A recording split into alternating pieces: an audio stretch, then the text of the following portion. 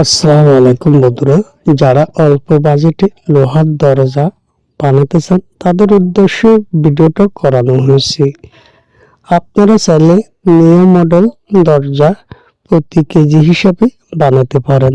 এই দরজা সাইজ আছে আপনার 3.5 ফিট বাই 7 ফিট, কিন্তু ডিজাইন হচ্ছে খুব চমৎকার ডিজাইন। এই ডিজাইনগুলো অনেক সুন্দর, অনেক আমার জানা মতে অনেক ভালো।